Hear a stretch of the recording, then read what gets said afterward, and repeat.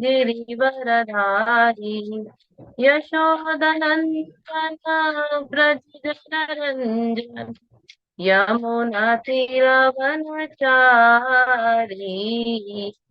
यशोदनन्दन व्रज जनरञ्जन यमुनातीरवनचारी जय राधा माधव कुंज बिहारी गोपी जन वल्लभ गिरिवरधारी जय राधा माधव कुंज बिहारी गोपी जन वल्लभ गिरिवरधारी हरे कृष्णा कृष्णा कृष्णा हरे हरे हरे राम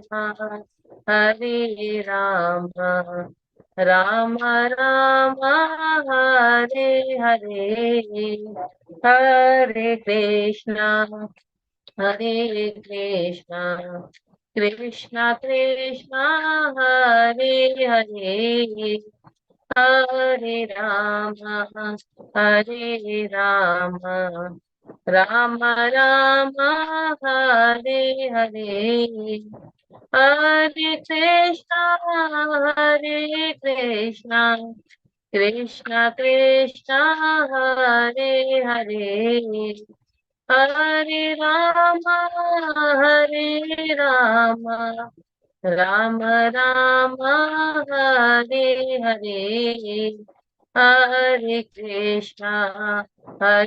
कृष्णा कृष्णा कृष्णा हरे हरे हरे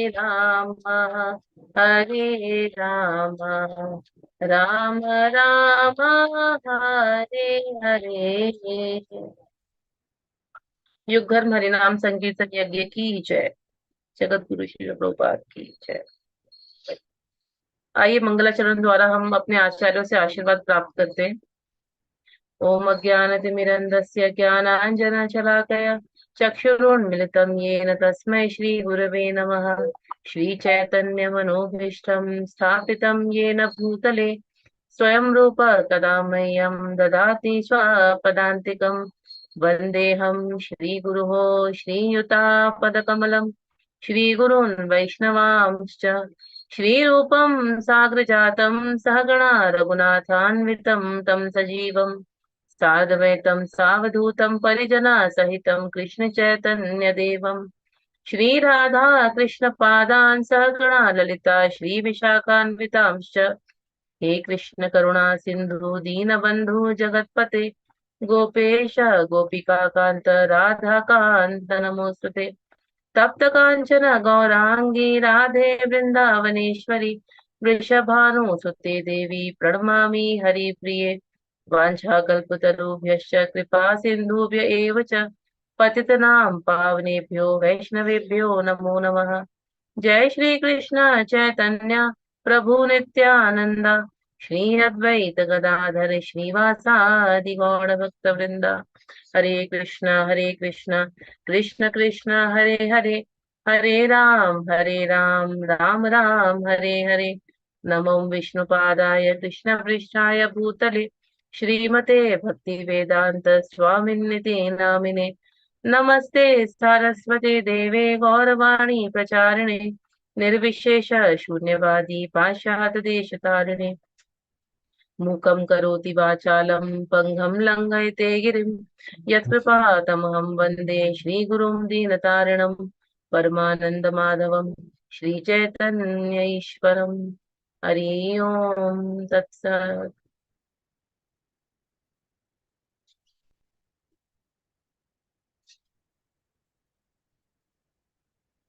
हरे कृष्णा। आप सभी भक्तों का स्वागत है आज के सत्र में। और मुझे बड़ी ही खुशी होती है, प्रसन्नता होती है जब मैं देखती हूँ आप सबको। आप लोग रेगुलर आते हैं काफी। एक दो लोग आज मुझे नए दिख रहे हैं, लेकिन बाकी जो है रेगुलर है। तो आप सभी का स्वागत है। आप सभी जानते हैं आज अक्षय तृतीया का दिन है।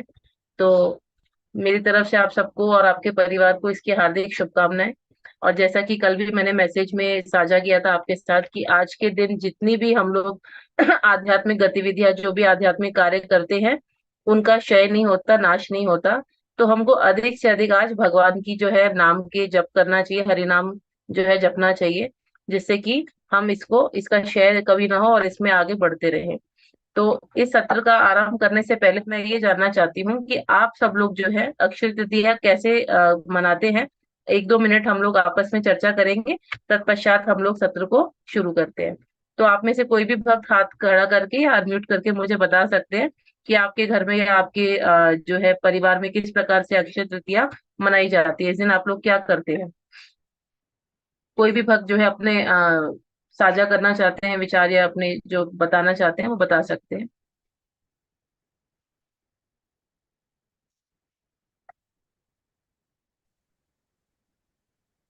जी, संतुष्टा सची देवी माता जी, बताइए।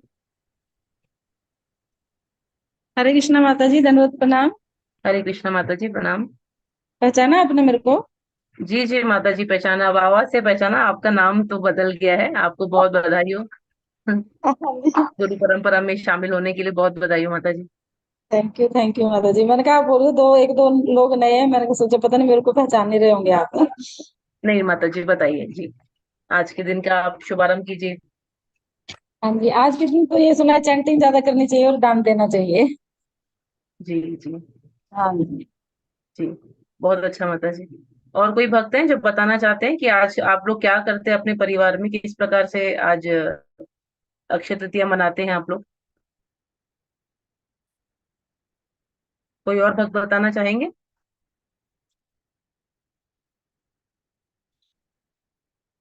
ठीक है, तो हम लोग आरंभ करते हैं आज का सत्र। जैसे कि अक्षय, अक्षय का अर्थ होता है जिसका कभी क्षय ना हो, जो हमेशा बढ़ता रहे, जिसका नाश नहीं हो।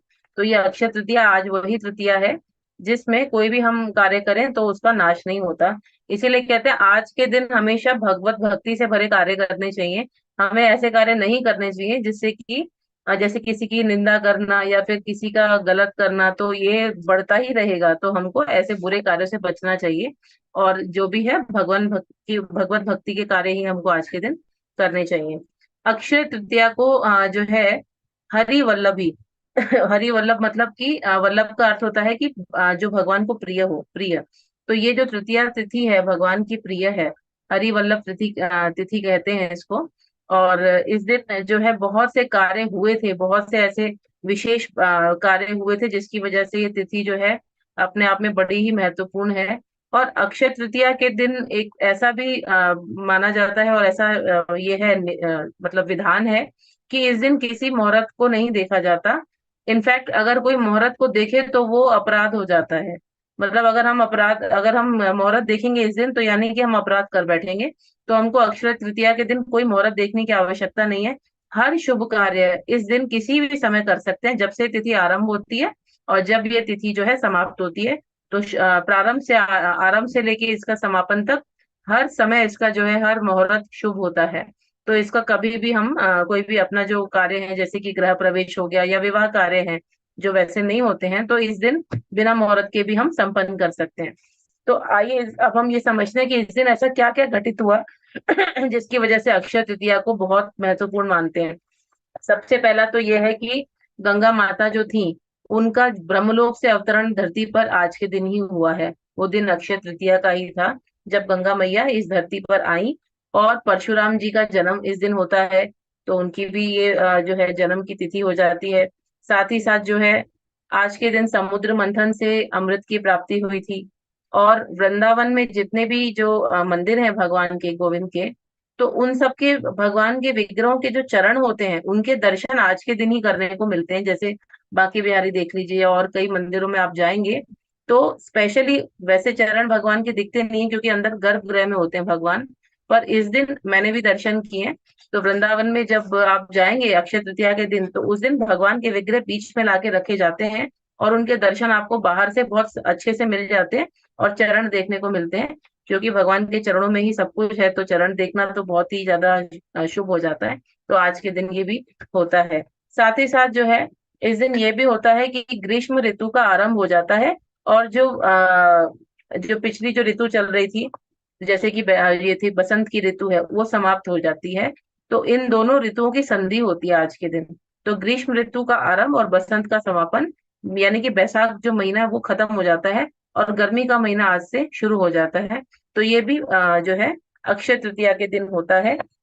इसके अलावा क्योंकि गर्मी का जो समय शुरू हो जाता है, ग्रीष्म ऋतु आरंभ हो जाती है, तो जो बद्रीनाथ के जो कपाट हैं, जो पट हैं, वो भी आज के दिन खुल जाते हैं। दर्शनों के लिए जो है ये खुले रहेंगे। उसके बाद शीत ऋतु के समय ये जो है कपाट बंद हो जाते हैं। और साथ ही साथ इस दिन पांडवों ने सूर्य देवता से जो है अक्षय पात्र को प्राप्त किया था। तो ये जो अक्षय पात्र था, इसमें से जो द्रौपदी की रसोई में ये पात्र रखा जाता था। तो उसमें हमेशा जो है अन्न वो उत्पन्न करता रहता था पूरा दिन, जब तक कि द्रौपदी ना खा ले। ऐसा उसको ये वरदान मिला था कि जब तक द्रौपदी नहीं खाती है पूरे दिन में, तब तक ये पात्र से उनको अन्न प्राप्त होता रहेगा। और अब ये पात्र जो है, जब ये पात्र जो सूर्यदेव से पांडवों को प्राप्त हुआ, तत्पश्चात कृष्ण ने इसे नारद मुनि को दिया। और नारद मुनि ने इसको दिया मध्वाचार्य को। मध्वाचार्य जो है वो उडुपी जो है कृष्ण का मंदिर है, वहां पर मठ है उडुपी, जो कर्नाटका में है। वहां से ये पात्र जो है उडुपी पहुंचा। और आज भी इस पात्र के दर्शन आपको उडुपी में करने को मिल जाएंगे। ये पात्र अभी भी वहां पर देखने को मिलता है।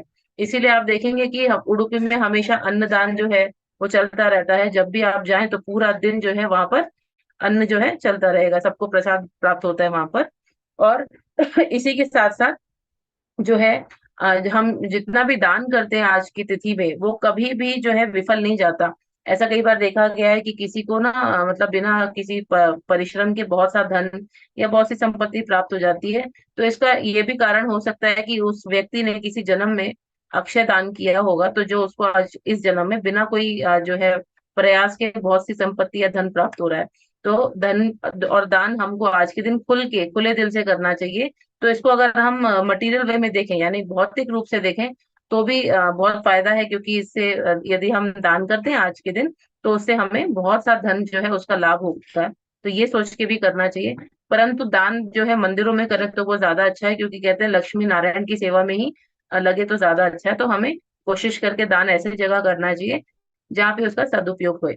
तो ये भी है। और दूसरी बात बहुत इंपॉर्टेंट आती है कि आज के दिन जो है पितरों के श्राद्ध भी किए जाते हैं। ये हम कथा बोलेंगे आगे, तो उसमें इसको डिटेल में समझेंगे कि कैसे आज का दिन जो है श्राद्ध के लिए भी बहुत महत्वपूर्ण है।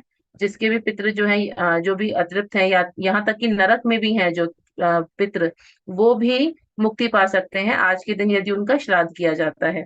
और साथ ही साथ त्रेता युग का आरंभ हुआ था, यानी भगवान राम जिस युग में आए थे, त्रेता युग का आरंभ भी आज के दिन हुआ था। और वेद जो है, चारों वेद, वो भी आज ही के दिन हमें प्राप्त हुए थे, वो प्रकट हुए थे। तो ये तो हमने जान लिया कि अक्षय तृतीया के दिन क्या क्या हुआ था। इसके अलावा और भी बहुत से जो है कार्य आज के दिन हुए हैं। इन सब की जानकारी जो है हमको मिलती है हरि भक्ति विलास से। तो ये जो भी जानकारी मैंने उसी हरि भक्ति विलास ग्रंथ से ली है, जो हमारे वैष्णवों के लिए, हम जो ब्रह्म मध्वा गौड़ी संप्रदाय के वैष्णव हैं, हमारे लिए बहुत महत्वपूर्ण ग्रंथ है ये। तो उसमें से ही मैंने ये सब जो है निकाला है।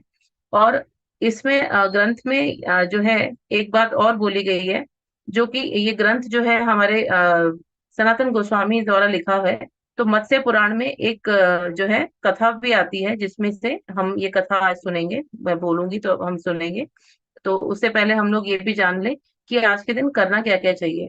तो देखिए, सबसे पहले तो सुबह स्नान करना चाहिए किसी पवित्र नदी में। यदि ना हो सके तो गंगा जल डाल के बाल्टी में तब स्नान कर ले हम।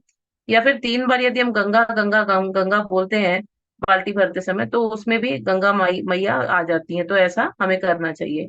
दूसरा क्या करना चाहिए, दान खुले दिल से करना चाहिए। और पितरों का तर्पण या श्राद्ध जरूर करना चाहिए आज के दिन। इससे उनकी सदगति होती है। और भगवान को जौ भी अर्पित करना चाहिए, ये भी आज का विधान है। साथ ही साथ ठंडे फल, क्योंकि ग्रीष्म ऋतु है ना ये, तो इसमें ठंडे फल होते हैं, जैसे तरबूजा है, खरबूज है। इस प्रकार के ये जो फल होते हैं, खीरा हो गया, ऐसे ठंडे फल भगवान को भोग लगाने चाहिए। या फिर जल जो है जूस हो गया, पेय पदार्थ हो गए, सत्तू का भोग लगाएं भगवान को। इस प्रकार से ठंडी ठंडी चीजों का भगवान को भोग लगाना चाहिए। चंदन घिसकर, जो है चंदन की लकड़ी जो आती है, शुद्ध लकड़ी, उसको घिसकर अपने हाथों से उसको भी भगवान को हमको अर्पित करना चाहिए आज के दिन। और साथ ही साथ हमको कपूर, वो भी ऐसा वैसा नहीं, भीमसेनी कपूर जो शुद्ध होता है, उसको हमको लेके घिस के उसको भी भगवान को अर्पित करना चाहिए। तो ये आज के दिन हमको अक्षय तृतीया के दिन करना चाहिए, इससे अनेक पुण्य की प्राप्ति होती है। और जैसा कि हम जानते हैं कि इसका क्षय नहीं होता, तो ये तो अपने आप में ही बहुत अच्छी जो है विधियां हैं जो हम कर सकते हैं आज के दिन। अब आती है कथा सगर महाराज की। तो इसके बारे में हम जैसे हमने चर्चा करी थी कि पितरों का तर्पण करना चाहिए, आज आज के दिन श्राद्ध करना चाहिए। वो क्यों बोला जाता है? देखिए, आज अभी जो समय चल रहा है उसमें बहुत से नियम हम लोग पालन नहीं करते हैं, और जिसकी वजह से मनुष्य के जीवन में अनेकों कष्ट आ रहे हैं। इसमें सबसे बड़ा जो मैंने आज तक देखा है वो यही देखा है कि हर किसी व्यक्ति की कुंडली में पितृदोष है। तो या तो पितृदोष है, या तो उनकी संतान की कुंडली में है।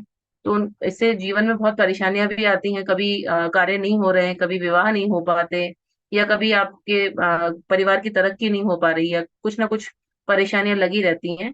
वो कई बार इसलिए भी है क्योंकि पितृदोष होता है। और पितृदोष का निवारण का सबसे बड़ा उपाय ये होता है कि हमें हरि नाम का जप करना चाहिए, और एक्स्ट्रा राउंड जप करके हमें पितरों को उसको अर्पित कर देना चाहिए। तो आज का दिन अक्षय तृतीया का दिन है, तो आज के दिन हरिनाम का जप अवश्य करें एक्स्ट्रा, और वो अपने पितरों को अर्पित करें। इससे उनका तर्पण होगा। तो इसकी कथा आती है एक, हम जो अभी बोलेंगे, सगर महाराज की कथा हम सुनेंगे। जो सगर महाराज की कथा इसलिए बोल रहे हैं क्योंकि सगर महाराज जो थे, उनके जो पुत्र थे, उनके 60,000 पुत्र थे। उनकी मृत्यु इस प्रकार हुई थी कि जैसे उनका कोई भी श्राद्ध या कोई कार्य ना हुआ हो, कोई कर नहीं पाए। तो उनकी सदगति कैसे हो, ये इसीलिए सगर महाराज की ये कथा हम लोग सुनेंगे कि कैसे उनके पुत्रों की सदगति हुई। तो हम भी कैसे अपने पितरों की सदगति करवा सकते हैं।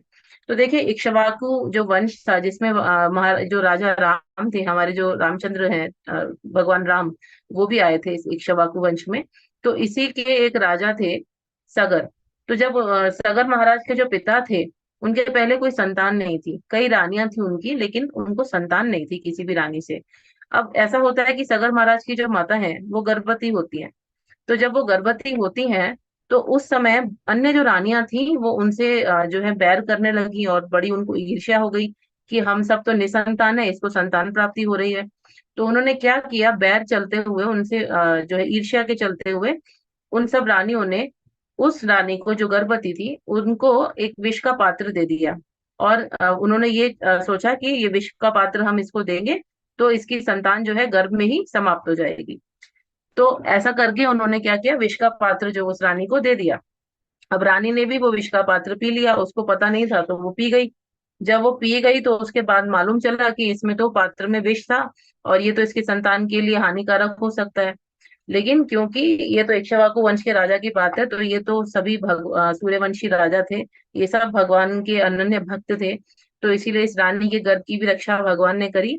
और भगवान की कृपा से जो है, जब ये बालक पैदा हुए, उस रानी के गर्भ से जब ये बालक उत्पन्न हुआ, तो उसके पास वो विष के साथ उत्पन्न हुआ। तो इसीलिए उसका नाम पड़ा सगर। स मतलब साथ में, और गर का अर्थ होता है विष। जैसे जो सांप का विष होता है उसको भी हम कहते हैं ना गर, गरल। तो ये जो विष के साथ बालक उत्पन्न हुए, इसीलिए इनका नाम पड़ गया सगर। तो अब ये जो सगर राजा थे, ये बहुत ही प्रतापी राजा बने। और क्या हुआ कि इनके आगे जाके 60,000 पुत्र हुए। जब 60,000 पुत्र हुए, राजा बड़े प्रतापी थे, तो इनके मन में ऐसी इच्छा आई कि मैं क्यों ना अश्वमेध यज्ञ करूं, और इंद्र मतलब 100 अश्वमेध यज्ञ करूं। और 100 अश्वमेध यज्ञ करने का अर्थ ये होता है कि इंद्र की जो पोजीशन है वो उनको प्राप्त हो जाएगी। तो ऐसा सोचकर राजा ने 99 अश्वमेध यज्ञ जो है संपन्न कर लिए। अब जब 100वां अश्वमेध यज्ञ करने वो आए, जब उन्होंने ऐसा सोचा, और घोड़ा जो था अश्वमेध यज्ञ का वो सब तरफ विचरण के लिए भेजा, तो उस समय क्या होता है, इंद्र बड़े जो है घबरा गए और डर गए कि ये अगर 100 अश्वमेध यज्ञ इसके पूरे हो गए तो ये तो इंद्र बन जाएगा, यानी मेरा राज्य तो इसको प्राप्त हो जाएगा। ऐसा सोचकर इंद्र घबरा कर, इंद्र ने सोचा कि अब मुझे इसके यज्ञ में विघ्न डालना पड़ेगा। तो ऐसा सोच के इंद्र ने क्या किया, उस यज्ञ का घोड़ा चुरा लिया। अब यज्ञ का घोड़ा चुरा लिया तो सब जगह देखा तो घोड़ा मिल नहीं रहा। घोड़े के बिना यज्ञ कैसे संपन्न हो? तो घोड़े को ढूंढने के लिए राजा के 60,000 पुत्र जो थे सब निकल पड़े। ढूंढते ढूंढते वो लोग पहुंचे कपिल मुनि के आश्रम में। कपिल मुनि जो थे वो देवहूति माता और कर्दम ऋषि के पुत्र हैं। साक्षात भगवान का अवतार है वो कपिल मुनि। तो कपिल मुनि के आश्रम में जब ये पहुंचे, और वो आश्रम था गंगा सागर, जो आज बंगाल में है ना, गंगा सागर, वहां पर ये आश्रम होता था। तो जब ये लोग आश्रम में पहुंचे भगवान कपिल मुनि के, तो उस समय इन्होंने देखा, अरे यहाँ पे तो यज्ञ का घोड़ा बंधा हुआ है, क्योंकि इंद्र उसको वहीं छुपा गया था, बांध के चला गया था। तो उनको लगा कि ये देखो कैसा मुनि है, कैसा ऋषि है, मतलब हमारी यज्ञ का घोड़ा खुद इसने रख लिया अपने पास में, तो बड़ा पाखंडी ऋषि है। ऐसा सोचकर जो है गलत फहमी में इन बालकों ने, इन 60,000 बालकों ने उस ऋषि के प्रति कपिल मुनि के प्रति अपशब्द कहना आरंभ कर दिया। अब जब अपशब्द कहना आरंभ कर दिया, तो उस समय कपिल मुनि जो थे वो ध्यान में थे, अपनी तपस्या में लीन थे, और आंखें बंद कर रखी थी उन्होंने। तो जब उन्होंने आंखें खोली, तो उनके आंखें खोलते ही एक अग्नि आई। उस अग्नि से ये दोनों, ये सारे के सारे 60,000 जो बालक थे, ये सब भस्म हो गए। अब कहने की बात यह है कि जब हम कह रहे हैं कि कपिल मुनि एक मतलब भगवान का साक्षात अवतार है, स्वयं भगवान है, तो वो क्रोध कैसे कर सकते हैं? तपस्वी हैं, ऋषि हैं, तो वो इतना क्रोध कि मतलब 60,000 उन लड़कों को जला के रख दिया। तो ऐसा नहीं है, कपिल मुनि को क्रोध नहीं आया था। लेकिन क्योंकि इन बालकों ने, इन 60,000 लड़कों ने क्या किया था, एक वैष्णव के प्रति अपराध किया, उनकी निंदा करी, जिससे कि भगवान के अनन्य भक्त सुदर्शन चक्र जो हैं, उनको क्रोध आ गया।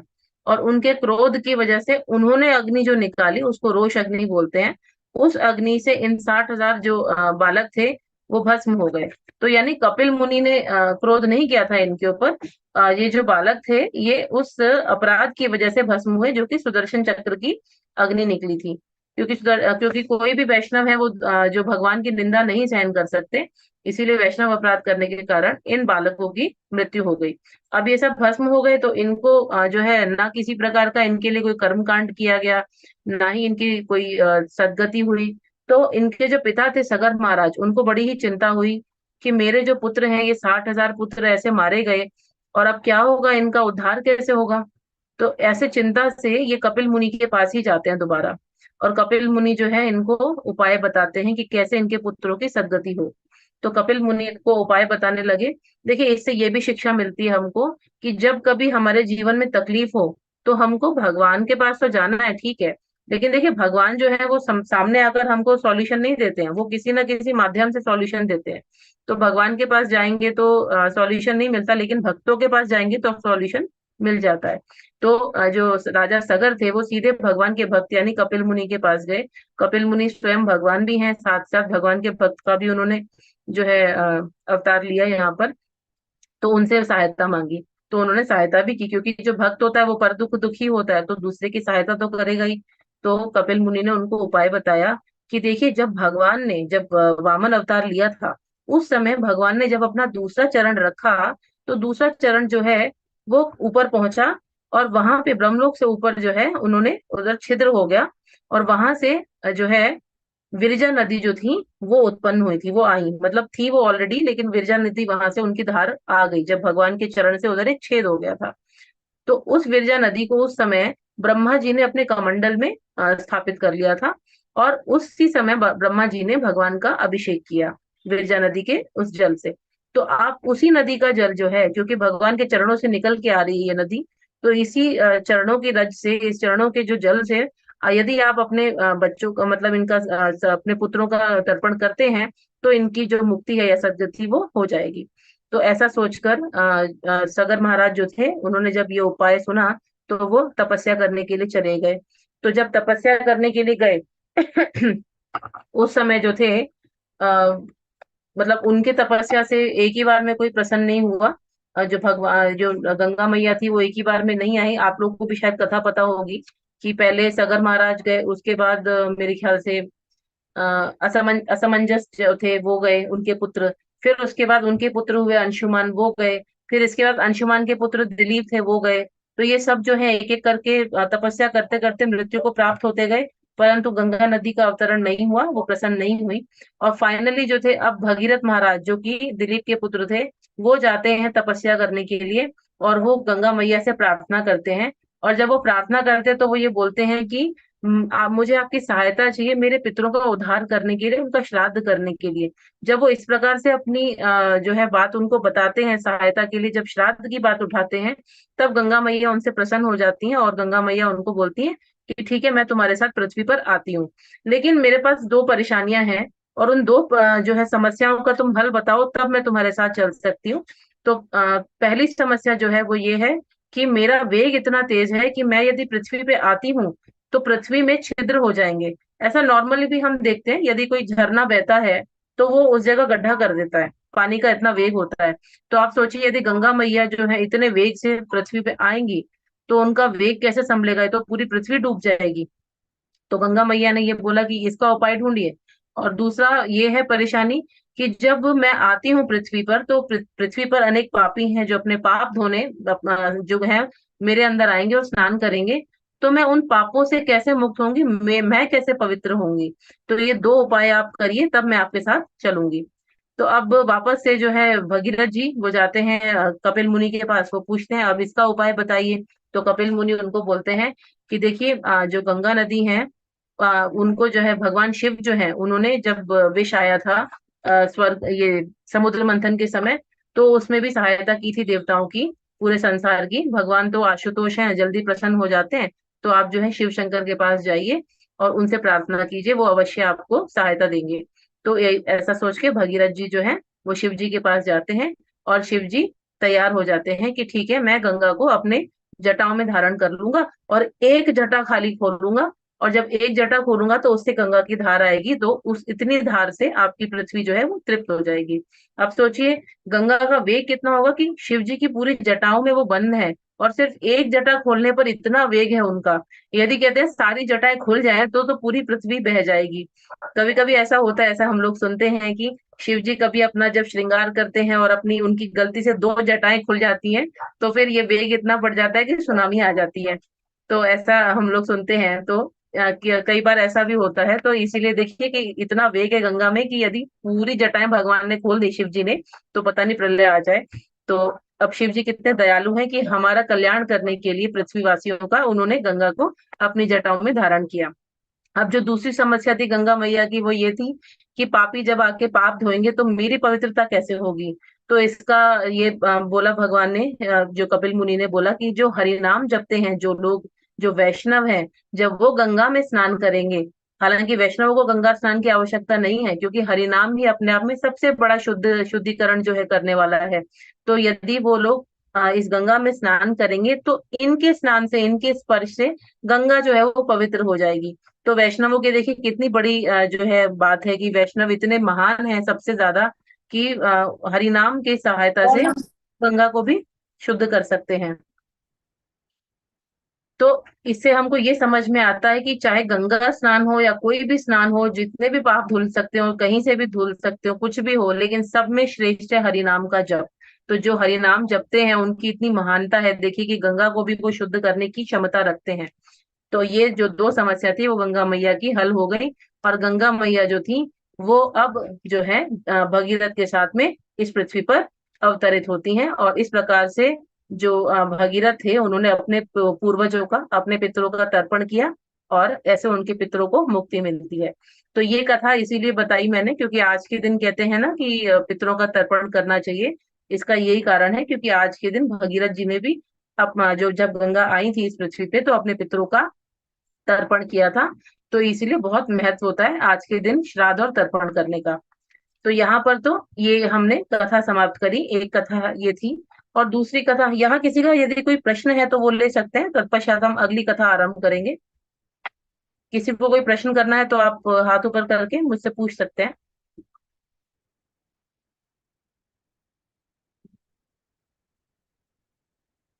ठीक है, यदि कोई प्रश्न नहीं है तो हम अगली कथा जो है उसको आरंभ करते हैं। तो देखिए आज की जो अगली कथा है हमारी वो भी बहुत महत्वपूर्ण है। आपने अक्सर सुना होगा चंदन यात्रा जो है वो आरंभ हो गई है, इस्कॉन में भगवान को चंदन लगाया जाता है। आज आप देखेंगे शाम के समय ना भगवान को पूरा चंदन के लेप से जो है लगा देते हैं उनके ऊपर, क्योंकि गर्मी शुरू हो गई है तो चंदन लगाने से उनको ठंडक मिलती है। तो ये चंदन यात्रा की कथा हम लोग सुनेंगे कि चंदन यात्रा क्यों होती है और इसके पीछे का जो है कथा क्या है, कारण क्या है। तो देखिए हमारा जो संप्रदाय है वो मध्वा गौड़ीय संप्रदाय है, यानी माधवेंद्र पुरी जो है हमारे संप्रदाय के जो आचार्य हैं। तो हमारे जो ये आचार्य हैं इन्होंने एक कार्य बहुत बड़ा किया। ये सबसे पहले जो है ये रसिक आचार्य कहलाए, यानी कि राधा रानी को इन्होंने हमारे सामने उजागर किया।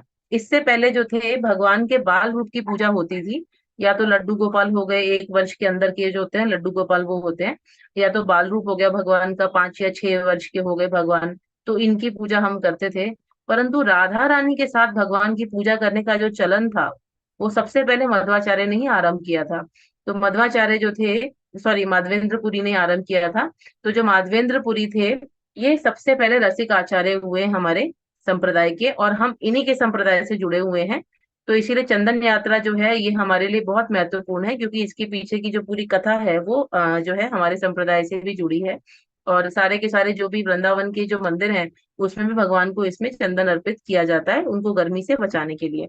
तो यहाँ तो ये बात हो गई। और उसके अलावा ये था कि जो मध्वाचार्य जो है वो उडुपी मठ से संबंध रखते थे। उडुपी जो है कृष्णा मठ है, आप सबको पता होगा, जो लोग साउथ के हैं, कर्नाटका से बिलोंग करते हैं, वो लोग तो दर्शन के लिए भी गए होंगे। वहां पर भगवान के जो है 5 या 6 वर्ष के जो है वो विग्रह हैं। तो उसमें ना भगवान ने वो पकड़ी हुई है, वो बोलते हैं ना मथनी, जिससे कि वो मक्खन मथा जाता है, वो रूप है भगवान का, उसमें उन्होंने मथनी पकड़ी हुई है। तो उससे जो है भगवान वो उस रूप की हम लोग जो है वहाँ जो पूजा करते हैं उडुपी मठ में। लेकिन राधा रानी के साथ भगवान की पूजा की जो आरंभ था वो इन्होंने ही किया था। अब देखिए मध्वाचार्य जो थे, ये एक्चुअली कई बार क्या होता है, जो उडुपी के जो ये है पंडित हैं, बाकी जो वैष्णव हैं, वो हमें अपने संप्रदाय से अलग बताते हैं। क्योंकि इसका कारण था, देखिए मध्वाचार्य जो थे वो द्वैतवाद को जो है समर्थन देते थे। द्वैतवाद उन्होंने बोला था कि, यानी कि उन्होंने कहा भगवान और हम अलग अलग हैं। अब मतलब भगवान और हम अलग हैं, दो हैं अलग अलग। अब उसी प्रकार से जो था यहाँ पे अद्वैतवाद सिद्धांत पहले चलता था, यानी कि भगवान भी एक है और मनुष्य भी एक है, यानी ये जो जीवात्मा और भगवान है वो सब एक है। तो पहले अद्वैतवाद चलता था, उसका खंडन करते हुए द्वैतवाद जो है माधवेंद्र पुरी ने, जो मध्वाचार्य ने शुरू किया। तो उसको उन्होंने बोला कि भगवान जो है वो हमसे और हम उनसे अलग हैं। अब यहाँ पर चैतन्य महाप्रभु आते हैं, इन्होंने अचिंता भेदा भेद जो है इसका सिद्धांत निकाला, और उन्होंने बताया कि भगवान और हम एक भी हैं और अलग भी हैं। तो कैसे एक है और अलग है? देखिए, दूध जैसे होता है वो एक दूध है पूरा, ठीक है। अब उसमें से हमने उसको फाड़ के जब उसको पनीर बना दिया, तो उसी दूध का जो है पनीर बना, लेकिन वो दूध नहीं है, अब वो पनीर हो गया। या फिर उसी दूध में थोड़ा सा हमने कुछ खटास डाली, तो वो दही में परिवर्तित हो गया। तो अब वो दूध नहीं है, दही है। अब हम उसको चाहेंगे भी तो वापस वो दूध नहीं बन सकता, वो दही ही रहेगा। इसी प्रकार से पनीर को भी आप चाहें वापस दूध बन जाए पनीर, तो वो भी दूध नहीं बन सकता, पनीर ही रहेगा। तो यानी कि ये बात समझ में आती है कि हम भगवान से तो आए हैं, भगवान के अंदर से तो आए हैं, लेकिन भगवान में और हम में बहुत अंतर है। एक उनके अंदर से निकल के आए हैं तो हम उनके जैसे हैं, उन्हीं के जैसे जो रूप है, 2 हाथ हैं 2 पैर हैं, उसी प्रकार से हमारा भी मनुष्य का रूप भगवान ने हमको दिया। लेकिन हम भगवान के जैसे नहीं हैं, यानी कि गुणों में हम भगवान के समान कभी नहीं बन सकते। भगवान में अनेकों अनेकों गुण हैं, वो सब गुण हमारे अंदर नहीं है। कुछ गुण आते हैं, लेकिन संपूर्ण जो है वो सिर्फ भगवान है। तो ये एक शॉर्ट में मैंने डिस्कशन कर लिया अचिंता भेदा भेद जो है तत्व का। इसको डिटेल में फिर कभी करेंगे, नहीं तो आज कथा रह जाएगी। तो ये एक छोटा सा मैंने आपको बताया। तो इसी वजह से क्या होता है, कई बार जो वहां के जो उडुपी के जो है वैष्णव, वो हमें अपने जो है उसे अलग बोलते हैं कि आपका संप्रदाय हमसे नहीं जुड़ा हुआ है। हम तो तीर्थ सरनेम लगाते हैं, आप लोग पुरी लगाते हैं, आपके मध्वाचार्य पुरी हो गए, माधवेंद्र पुरी, हम लोग तीर्थ हैं। तो इस प्रकार से आप लोग हमसे अलग हैं, और आपका जो सिद्धांत है वो भी अलग है। हम द्वैतवादी हैं, आप जो है अचिंता भेदा भेद मानते हैं। इस प्रकार से थोड़ा सा उनमें विवाद होता रहता है, और थोड़ा है अंतर। लेकिन कुछ जो डिटेल है वो मैं फिर कभी शेयर करूंगी कि कैसे डिटेल, मतलब हम उनसे जुड़े हुए हैं और इसमें क्यों डिफरेंस होते हैं। वो अभी जब हम भगवत गीता आगे पढ़ेंगे तो उसमें भी आएगा। तो अब ये क्या होता है कि जो मध्वाचार्य जी थे, यानी माधवेंद्र पुरी जो थे, इनको यतिराज कहते थे। यतिराज का मतलब होता है ऐसा सन्यासी जो सन्यासियों के भी सन्यासियों का सन्यासी, और इतना वो नियमों का पालन करे, मतलब सबसे बड़ा सन्यासी बोले उनको। तो वो इस प्रकार के सन्यासी थे, इसीलिए इनको यतिराज कहते थे। ये पूरे दिन में सिर्फ क्या करते थे, यति यानी भिक्षा लेके, मतलब जो कहते हैं ना कि याचक बन के, जो अपने एक पात्र लेते थे, उसमें याचक बन के ही जो प्राप्त होता था उनको, उसको खाते थे, और दिन में एक ही बार खाते थे। अब उसमें चाहे उनको मीठा मिले, नमकीन मिले, कुछ भी मिले, एक ही पात्र में सब मिलाकर एक साथ उसको वो खाते थे, और दिन में एक बार, यानी इतने बड़े सन्यासी थे वो। तो ये जो माधवेंद्र पुरी थे, इनको हम लोग ये जो है यति सन्यासी थे, यानी कि इनको यतिराज कहते थे। अच्छा, ये रहते थे कहाँ पर? वृंदावन के पास में गोवर्धन में रहते थे। तो आपने गोवर्धन जब परिक्रमा करी होगी तो आपने कई बार जतिपुरा सुना होगा। जतिपुरा जो है वो एक्चुअली में यतिपुरा ही है, क्योंकि भगवान ने इनको यहाँ दर्शन दिए थे, तो इनके नाम से यतिपुरा था वो पहले। लेकिन अब उसको भाषा के उसकी मतलब मिलावट की वजह से जतिपुरा बोल दिया है। कई बार ऐसे भी बोलते हैं कि जो माधवेंद्रपुरी थे वो जो थे वो जटाओं में मतलब रहते थे, जटाएं थी उनकी, इसीलिए जटीपुरा बोलते हैं।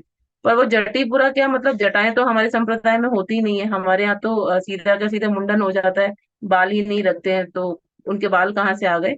तो बस एक थोड़ा सा मतलब शब्दों के हेरफेर की वजह से वो एरिया जो है गोवर्धन का, वो जो एरिया है उसको यतिपुरा से जतिपुरा नाम दे दिया गया है।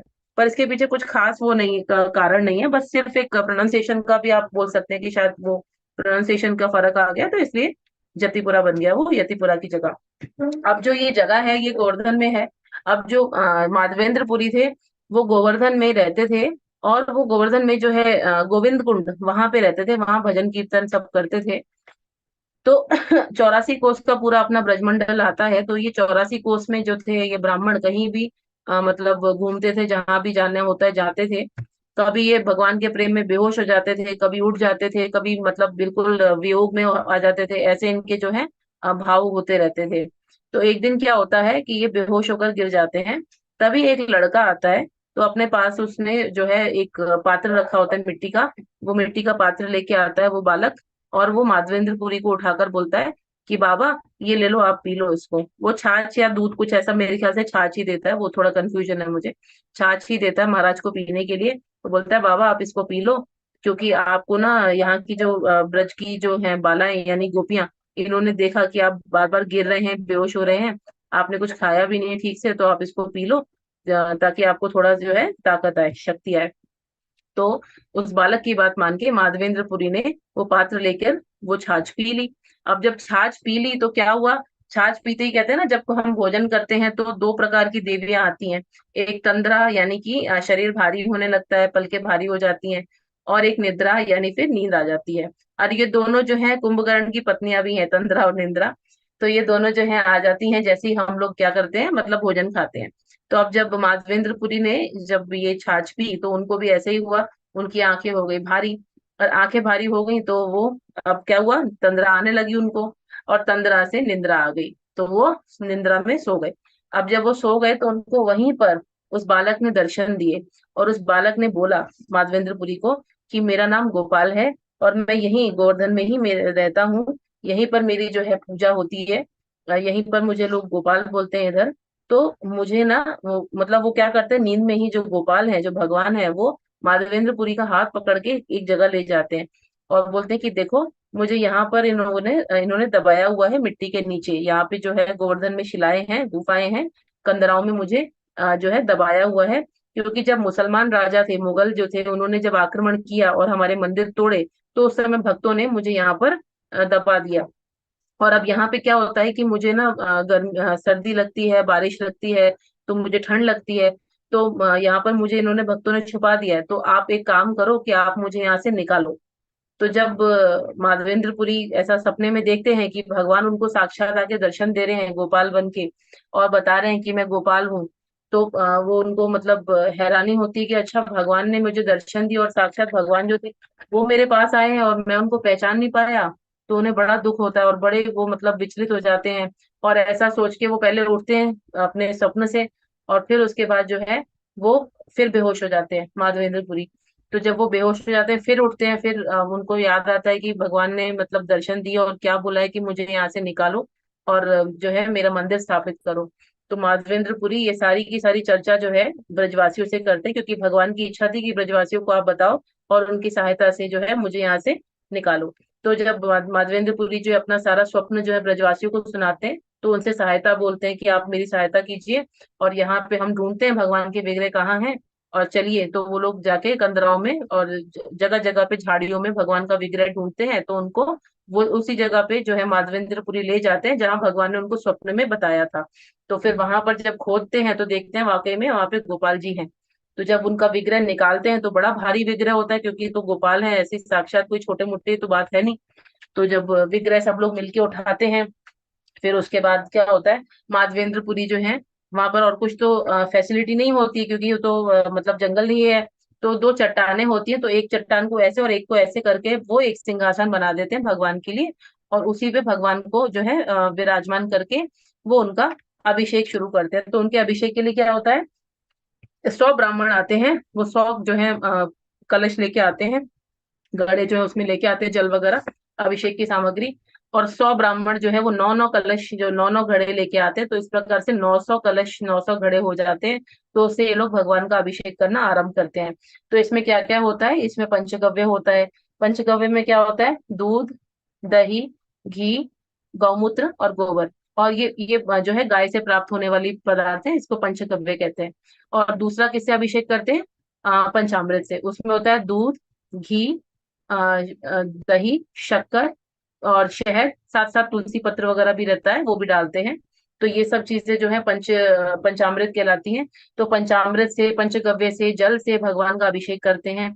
इसके बाद क्या करते हैं, इसके बाद भगवान को जो है वो बहुत सुगंधित तेल होता है ना, वो लगाया जाता है। जब उनका अभिषेक करते हैं उसके बाद उनको सुगंधित तेल अर्पित किया जाता है, अच्छे से मालिश करते हैं भगवान की। फिर वो करते हैं, फिर उसके बाद उनके ऊपर फिर से जल की वर्षा करते हैं, बहुत ज्यादा जल डालते हैं।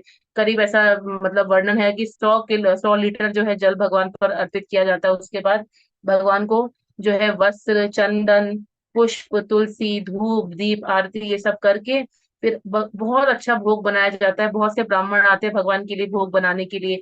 कोई सूखी सब्जी बनाता है, कोई दाल चावल बना रहा है, कोई अलग अलग प्रकार के जो है भोग बना रहा है।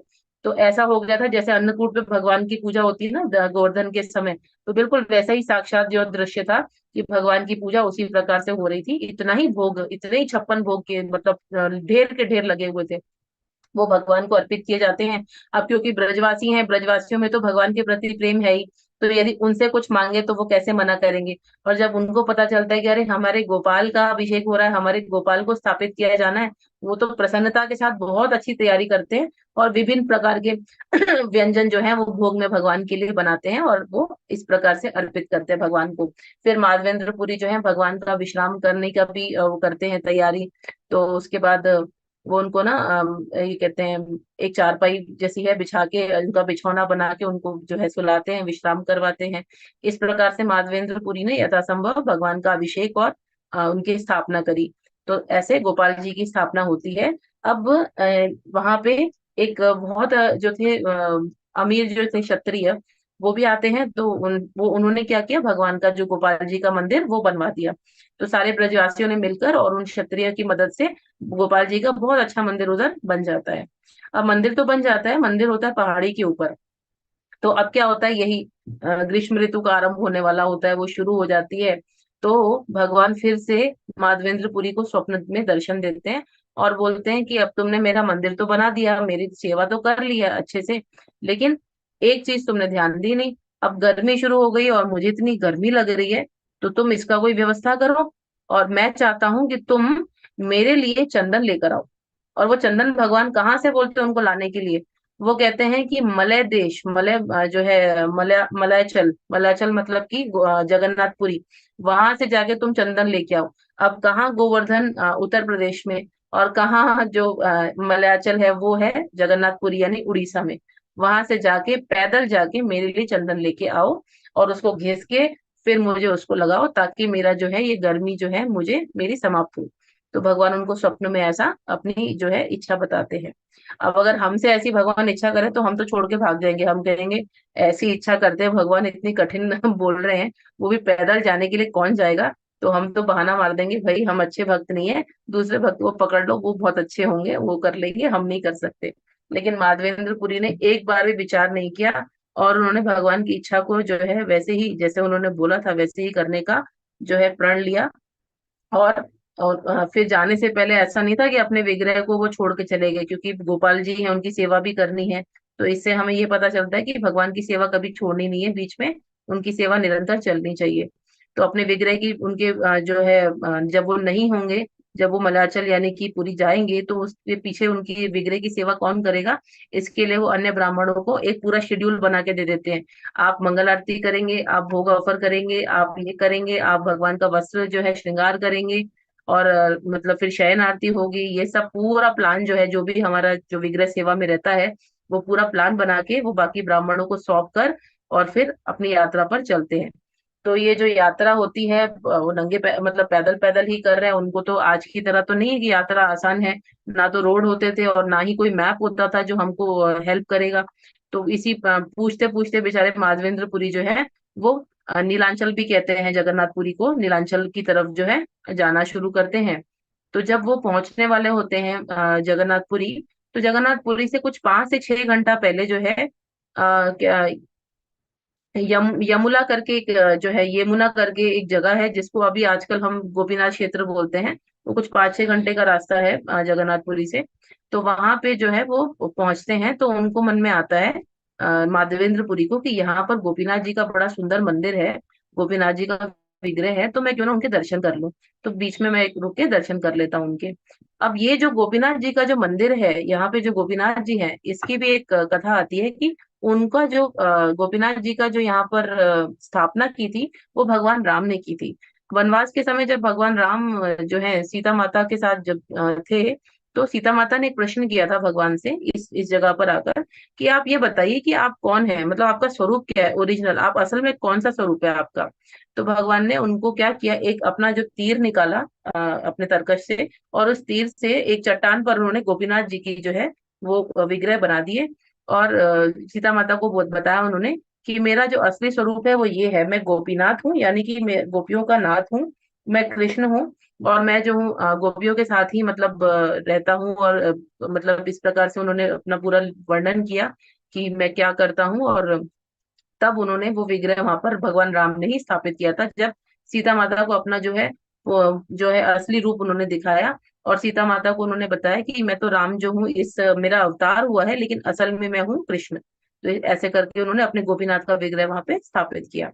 तो ऐसा विग्रह की इतनी बड़ी महा वो थी, मान्यता भी थी, और इतना बड़ा अच्छा विग्रह है, तो माधवेंद्रपुरी ने भी सोचा कि चलो मैं इनके दर्शन करता चलूं। तो जब माधवेंद्रपुरी उनके दर्शन करने पहुंचे, तो उन्होंने देखा वहां पर गोपीनाथ जी को बड़ा ही स्वादिष्ट खीर का भोग लग रहा है। और वो खीर इतनी अच्छी दिख रही थी कि जैसे रबड़ी बनाते हैं ना, खूब काढ़ काढ़ के दूध को, ऐसी बढ़िया सी खीर थी। तो जिसको देखकर माधवेंद्रपुरी के मन में जो थी वो एक इच्छा जागृत हुई। वो इच्छा क्या थी कि काश ये खीर मुझे मिल जाए और मैं अपने गोपाल को इसका भोग लगा दूं। तो ये इच्छा उनको अपने भोग की नहीं थी, उनको इच्छा भी थी तो भगवान के भोग की थी। लेकिन जब उनको ये एहसास हुआ कि अरे मैंने भगवान के भोग पर जो है दृष्टि डाली और मेरे मन में इस प्रकार से लालच आया, मैं बड़ा अपराधी हूँ, और वो अपने ऊपर बड़े ही क्रुद्ध हुए, उनको बड़ा अपने ऊपर जो है गुस्सा भी आया, पश्चाताप के लिए वो वहां से चले गए मंदिर छोड़ के। तो जब मंदिर छोड़कर चले गए माधवेंद्रपुरी, तो क्या होता है कि यहाँ पे जो है हमारे गोपीनाथ जी, उनको बड़ा बुरा लगा। उन्होंने मतलब देखा कि इतना दूर से मेरा भक्त पैदल चल के मेरे दर्शन करने आया, और मतलब मेरा प्रसाद लिए बिना ही चला गया। तो उनको बहुत बुरा लगता है। तो वो क्या करते हैं, जो ब्राह्मण उनको भोग लगा रहे होते हैं ना, तो उनको स्वप्न में दर्शन देते हैं। और ब्राह्मण से कहते हैं कि आप, मेरा एक भक्त आया है माधवेंद्रपुरी, क्या आपने उसको खीर का प्रसाद दिया? वो प्रसाद पाए बिना चला गया है। तो जो ब्राह्मण थे वो कहते हैं अब तो सब प्रसाद समाप्त हो चुका है, अब मैं उनको प्रसाद कैसे दूं?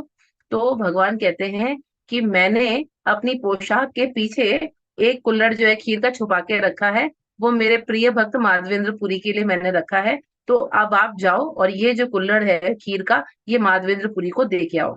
तो जब स्वप्न में से जब ब्राह्मण उठते हैं, तो वो देखते हैं अरे, मतलब मेरे को स्वप्न क्या आया, यानी कि इतना बड़ा भक्त है कि भगवान उसके लिए चोरी कर सकते हैं, खीर की चोरी। तो ये देखने के लिए क्या होता है, वो ब्राह्मण दौड़ा दौड़ा जाता है और भगवान के विग्रह की जो है जहां उन्होंने बताया वहीं पर वो देखता है, तो वाकई में उधर कुल्हड़ पड़ा होता है खीर का। तो फिर ये देखकर बड़े हैरान होते हैं वो ब्राह्मण। और वो ब्राह्मण क्या करते हैं, फिर उस समय उनको आवाज लगाते हैं सब जगह पे, माधवेंद्रपुरी कौन है, माधवेंद्रपुरी कौन है, माधवेंद्रपुरी कौन है। जब माधवेंद्रपुरी सुनते हैं अपना नाम, तो देखते हैं मेरे को कौन पुकार रहा है। तो वो बोलते हैं कि मैं हूँ। तो ब्राह्मण भागते हुए आते हैं उनके पास, कहते हैं देखो, आप जो है बिना प्रसाद पाए यहाँ से चले गए, तो भगवान ने आपके लिए खीर की चोरी की है, और आपके लिए ये कुल्हड़ का प्रसाद भेजा है, खीर का प्रसाद, इसे आप पाए। तो माधवेंद्र पुरी जब देखते हैं कि हे मेरे कृष्ण, ये आपने मेरे लिए चोरी की, हे गोपाल, ऐसा सोच के माधवेंद्र पुरी जो है वो एकदम से दुखी हो जाते हैं, रोने लगते हैं कि मेरे लिए मेरे भगवान ने चोरी करी, मैं कितना बड़ा मतलब पापी हूँ। तो ऐसा उनको बड़ा दुख होता है। तो प्रसाद तो वो खाते हैं, ऐसा नहीं कि प्रसाद का अनादर करते हैं, भगवान ने उनके लिए प्रसाद रखा है, वो तो खाएंगे ही। तो भगवान का दिया वो प्रसाद वो खाते हैं। और उसके बाद उस कुल्हड़ को अपने पास अपनी जो है धोती उसमें बांध लेते हैं। और क्योंकि भगवान के स्पर्श, वो भगवान उसको स्पर्श कर चुके थे कुल्हड़ को, इसीलिए वो रोज डेली थोड़ी थोड़ी मिट्टी उस कुल्हड़ की खाते थे महाप्रसाद के रूप में, क्योंकि वो भगवान के द्वारा प्राप्त हुआ है उनको। अब लेकिन एक बात होती है कि देखिए हमें कोई अगर हम जैसे लोग हों, तो हम अगर इतने प्रसिद्ध हो जाएं, तो हमारे मन में क्या आएगा, अहंकार आ जाएगा कि अरे मैं प्रसिद्ध हो गया हूं तो मेरा सम्मान किया जाए। मतलब हो जाएगा कि फेमस हो गया तो लोग भी उसके पीछे भागेंगे और उसका भी अहंकार बढ़ेगा व्यक्ति का। लेकिन माधवेंद्र पुरी इतने अच्छे भक्त थे भगवान के, और इतने ज्यादा उन मतलब सिंपल थे, बिल्कुल सरल हृदय के थे, कि उनको ये लगा कि अब मैं प्रसिद्ध हो जाऊंगा तो मुझे प्रसिद्धि नहीं चाहिए, क्योंकि ये भगवान से मुझे दूर कर देगी। ऐसी जो चीजें होती है, प्रसिद्धि होती है, फेमस होना, ये भी हमको जो है भक्ति से दूर करता है। तो वो ऐसा सोच के फटाफट से भाग जाते हैं वहां से, इससे पहले कोई मुझे पहचान ले, मुझे ये जगह छोड़ देनी चाहिए। तो वो ये सोच के वहां से चले जाते हैं। और इसी बात से जो है, क्योंकि भगवान ने खीर चुराई थी अपने भक्त के लिए, तो इस जगह का नाम पड़ा खीर चोर गोपीनाथ। खीर चोर गोपीनाथ की जय। तो ये जो खीर चोर गोपीनाथ है, जब हम जाते हैं जगन्नाथपुरी में, तो उधर दर्शन कर सकते हैं इनके। और इस स्टेशन का नाम भी खीर चोर गोपीनाथ ही पड़ा हुआ है। वो भी आप देख सकते हैं कभी आप अगर दर्शन करने जाते हैं तो ये भगवान का ऐसे नाम पड़ गया खीर चोर गोपीनाथ। तो ये जो है अब यहाँ का जो मतलब दर्शन है माधवेंद्रपुरी में समाप्त किया। अब माधवेंद्रपुरी आगे बढ़ते हैं।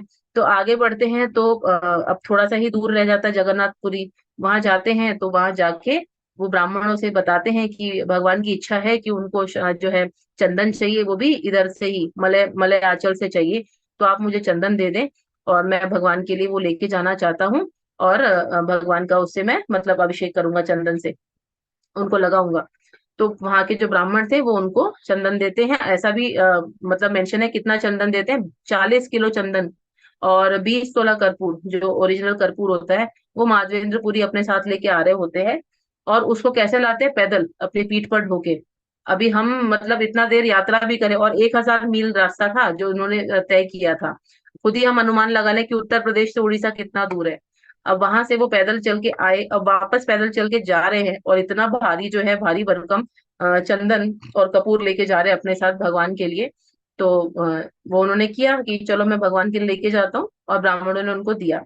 लेकिन उस समय भी ये होता था कि चंदन की तस्करी होती थी, जैसे आजकल भी होता है, चंदन को ले जाना जो है इधर उधर अपराध होता है, नहीं लेके जाना चाहिए, तो तस्करी मानी जाती है वो। तो उस समय भी ऐसा ही जो था रूल था कि चंदन की तस्करी होती थी, जिसका वीरप्पन का भी आपको जो है पता होगा, वो भी कैसे हुआ था कर्नाटक में।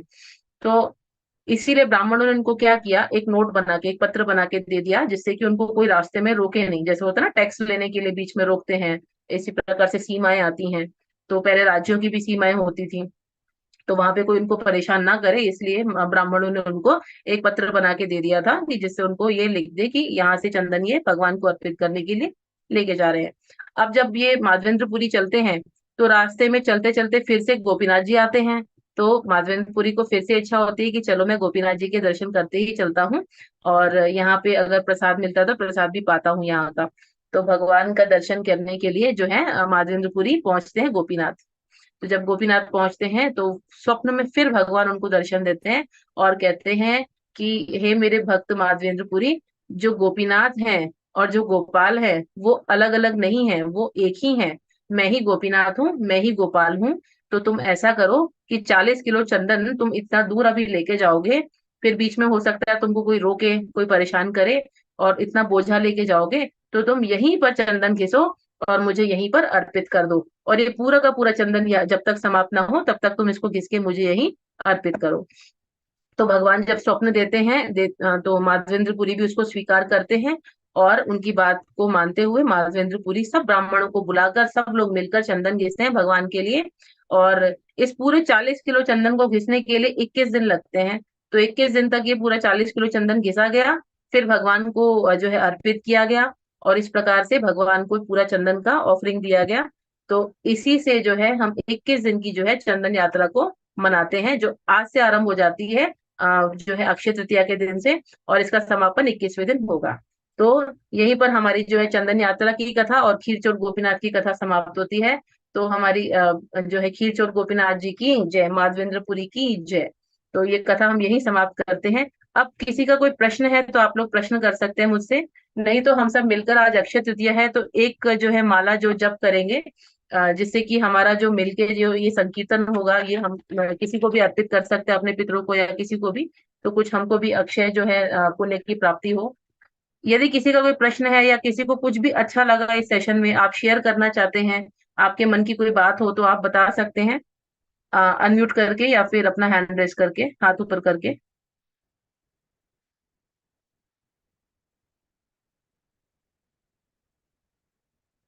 हरे कृष्णा।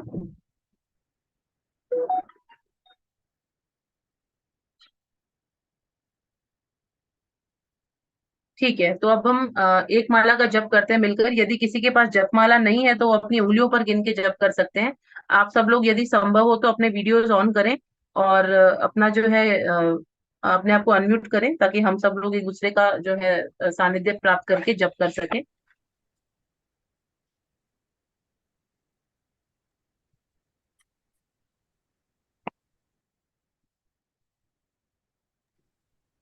आप सभी भक्तों का बहुत बहुत धन्यवाद। मैं दिनेश प्रभु जी और रेणु माता जी को देख रही हूँ, उनके दर्शन देने के लिए बहुत धन्यवाद आपका। वैष्णवों के दर्शन आज प्राप्त करना मेरे लिए अच्छा है।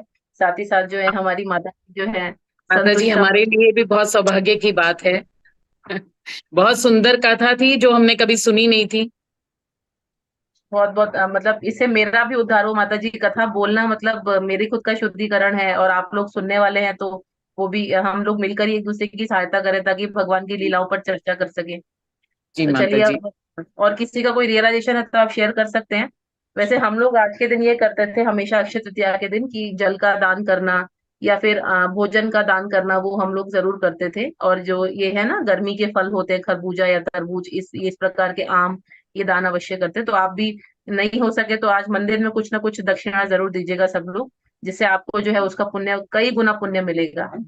तो चलिए अब हम लोग जप करते हैं। पहले हम प्रभुपाद का मंत्र बोलेंगे, फिर हम पंचतत्व मंत्र बोलेंगे, तत्पश्चात एक माला का जप करेंगे। अन्यों से मेरा अनुरोध है कि जो लोग वीडियो ऑन नहीं कर सकते, आप लोग प्लीज जप करिए, और साथ ही साथ जिनके पास माला नहीं है वो अपनी उंगलियों पे गिन के कर सकते हैं। नमो विष्णुपादाय कृष्ण पृष्ठाय भूतले श्रीमते भक्ति वेदांत स्वामिन इति नामिने, नमस्ते सारस्वते देवे गौरवाणी प्रचारिणे, निर्विशेष शून्यवादी पाश्चात्य देश तारिणे। जय श्री कृष्ण चैतन्य प्रभु नित्यानंदा, श्री अद्वैत गदाधर श्रीवास आदि गौड़ भक्त वृंदा। हरे कृष्ण कृष्ण कृष्ण हरे हरे, हरे राम राम राम हरे हरे। हरे कृष्ण कृष्ण कृष्ण हरे हरे, हरे राम हरे हरे। हरे हरे कृष्ण कृष्ण कृष्ण हरे राम राम हरे हरे। हरे कृष्ण कृष्ण कृष्ण हरे राम राम हरे हरे। हरे कृष्ण कृष्ण कृष्ण हरे राम राम हरे हरे। हरे कृष्ण कृष्ण कृष्ण हरे राम राम हरे हरे। हरे कृष्ण कृष्ण कृष्ण हरे राम राम हरे हरे। हरे कृष्ण कृष्ण कृष्ण हरे राम राम हरे हरे। हरे कृष्ण कृष्ण कृष्ण हरे राम राम हरे हरे। हरे कृष्ण कृष्ण कृष्ण हरे राम राम हरे हरे। हरे कृष्ण कृष्ण कृष्ण हरे राम राम हरे हरे। हरे कृष्ण कृष्ण कृष्ण हरे राम राम हरे हरे। हरे कृष्ण कृष्ण कृष्ण हरे राम हरे हरे।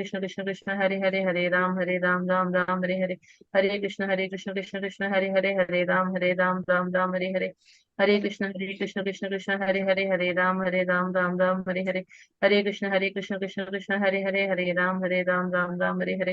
हरे कृष्ण कृष्ण कृष्ण हरे राम हरे हरे। हरे कृष्ण कृष्ण कृष्ण हरे हरे। हरे कृष्ण कृष्ण कृष्ण हरे राम हरे हरे। हरे कृष्ण कृष्ण कृष्ण हरे राम राम हरे। हरे कृष्ण कृष्ण कृष्ण हरे राम हरे हरे कृष्ण कृष्ण हरे राम राम हरे। हरे कृष्ण कृष्ण कृष्ण हरे राम राम हरे। हरे कृष्ण कृष्ण कृष्ण हरे हरे हरे राम राम राम हरे हरे। हरे कृष्ण कृष्ण कृष्ण हरे हरे राम राम हरे हरे। हरे कृष्ण कृष्ण कृष्ण हरे हरे हरे कृष्ण कृष्ण कृष्ण हरे राम राम हरे हरे। हरे कृष्ण कृष्ण कृष्ण हरे हरे राम राम हरे हरे। हरे कृष्ण कृष्ण कृष्ण हरे राम राम राम हरे हरे। हरे कृष्ण कृष्ण हरे हरे हरे। हरे कृष्ण कृष्ण कृष्ण हरे राम राम राम हरे हरे। हरे कृष्ण कृष्ण हरे राम हरे हरे। हरे कृष्ण कृष्ण कृष्ण हरे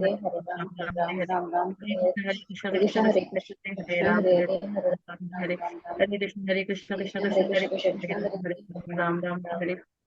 हरे कृष्ण कृष्ण हरे राम हरे। हरे कृष्ण कृष्ण कृष्ण हरे राम राम हरे हरे। हरे कृष्ण हरे कृष्ण कृष्ण कृष्ण हरे हरे राम राम हरे हरे। हरे कृष्ण कृष्ण हरे हरे हरे। हरे कृष्ण कृष्ण कृष्ण हरे राम राम राम हरे। हरे कृष्ण हरे कृष्ण राम हरे राम हरे। हरे कृष्ण कृष्ण कृष्ण हरे राम राम हरे राम हरे। कृष्ण हरे कृष्ण कृष्ण कृष्ण हरे हरे कृष्ण कृष्ण हरे राम राम राम हरे हरे। हरे कृष्ण कृष्ण कृष्ण हरे हरे। हरे कृष्ण कृष्ण कृष्ण हरे राम हरे। हरे कृष्ण हरे कृष्ण कृष्ण कृष्ण हरे कृष्ण कृष्ण कृष्ण हरे हरे कृष्ण कृष्ण कृष्ण हरे राम हरे। हरे हरे हरे राम राम हरे हरे। हरे कृष्ण कृष्ण कृष्ण राम हरे। हरे कृष्ण कृष्ण हरे राम राम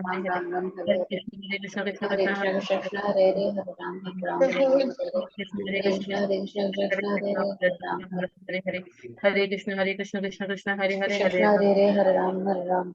हरे कृष्ण कृष्ण हरे राम हरे। हरे कृष्ण हरे हरे। हरे कृष्ण कृष्ण हरे हरे राम राम हरे। हरे कृष्ण कृष्ण हरे कृष्ण कृष्ण हरे राम हरे हरे। हरे कृष्ण कृष्ण कृष्ण राम हरे। हरे कृष्ण कृष्ण हरे हरे कृष्ण हरे कृष्ण कृष्ण हरे राम राम हरे। हरे कृष्ण कृष्ण हरे राम हरे हरे। हरे कृष्ण कृष्ण हरे कृष्ण कृष्ण हरे हरे कृष्ण कृष्ण कृष्ण हरे हरे। हरे कृष्ण कृष्ण हरे कृष्ण कृष्ण कृष्ण हरे कृष्ण कृष्ण कृष्ण हरे हरे कृष्ण कृष्ण हरे कृष्ण हरे कृष्ण कृष्ण कृष्ण हरे राम हरे हरे।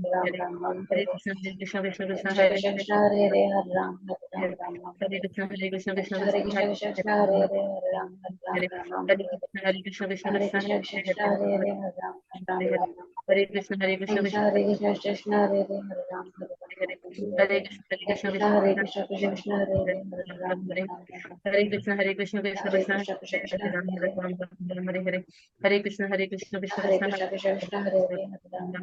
कृष्ण कृष्ण हरे राम राम हरे हरे। हरे कृष्ण कृष्ण हरे हरे कृष्ण कृष्ण कृष्ण हरे राम हरे। हरे कृष्ण कृष्ण हरे राम हरे। हरे कृष्ण कृष्ण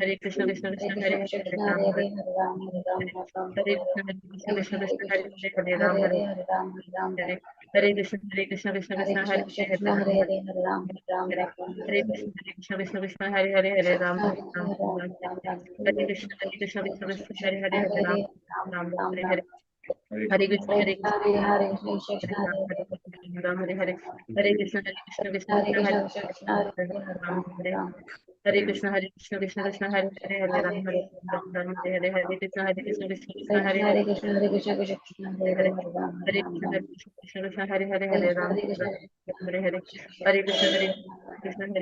राम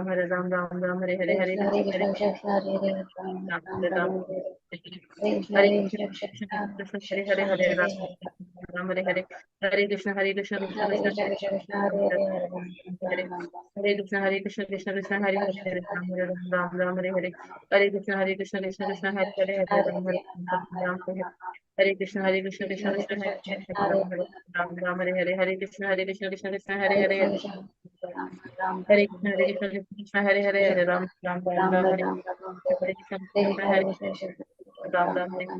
हरे कृष्ण कृष्ण कृष्ण हरे हरे हरे राम राम राम हरे हरे। हरे कृष्ण कृष्ण कृष्ण कृष्ण कृष्ण हरे हरे हरे हरे हरे राम हरे। राम हरे हरे कृष्ण कृष्ण कृष्ण हरे कृष्ण कृष्ण कृष्ण हरे हरे राम हरे राम हरे हरे।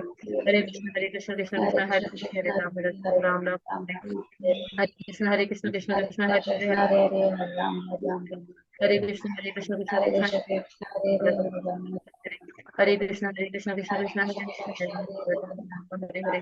हरे कृष्ण कृष्ण हरे कृष्ण कृष्ण हरे कृष्ण हरे कृष्ण हरे हरे हरे हरे। राम हरे कृष्ण कृष्ण हरे कृष्ण कृष्ण हरे कृष्ण राम हरे हरे हरे राम हरे हरे। हरे कृष्ण कृष्ण हरे कृष्ण हरे कृष्ण हरे कृष्ण हरे हरे हरे हरे। हरे कृष्ण कृष्ण कृष्ण हरे हरे राम राम राम हरे हरे। हरे कृष्ण कृष्ण कृष्ण हरे कृष्ण हरे कृष्ण हरे हरे राम राम। हरे राम हरे कृष्ण कृष्ण कृष्ण हरे कृष्ण हरे हरे कृष्ण राम राम हरे हरे। हरे कृष्ण कृष्ण कृष्ण हरे हरे हरे कृष्ण राम राम राम हरे। हरे कृष्ण कृष्ण हरे हरे हरे राम राम हरे हरे। जय श्री कृष्ण चैतन्य प्रभु नित्यानंद श्री अद्वैत गदाधर श्रीवास आदि गौर भक्त वृंद हरे कृष्ण कृष्ण कृष्ण हरे हरे हरे राम राम राम राम। राम राम हरे हरे। आप सभी भक्तों का बहुत बहुत धन्यवाद आज के सत्र में आने के लिए। जिनका जो माला रह गई है वो आप लोग सत्र के बाद प्लीज पूरा कर लीजिएगा, और जो यथासंभव है अधिक से अधिक आज जप कीजिए। और जितना हो सके जो है भक्ति में जो जीवन के लिए आप ज्यादा से ज्यादा जो अक्षय पुण्य अर्पित करें। मेरे लिए भी प्रार्थना कीजिए कि मैं भी आगे बढ़ूं। मैं आपके लिए प्रार्थना करूंगी कि आप सब लोग भक्ति में आगे बढ़ें। हम सबके जो भी जो है बाधाएं हैं भक्ति मार्ग में वो दूर हों। यदि मुझसे कोई अपराध या त्रुटि हुई हो तो उसके लिए मुझे क्षमा कीजिएगा। आप सभी भक्तों की बहुत बहुत वाञ्छाकल्पतरुभ्यश्च कृपा सिन्धुभ्य एव च पतितनां पावनेभ्यो वैष्णवेभ्यो नमो नमः। अनंत कोटि वैष्णव की जय, गुरु महाराज की जय, श्रील प्रभुपाद की जय। आप सभी भक्तों की जय जयकार हो। हरे कृष्णा।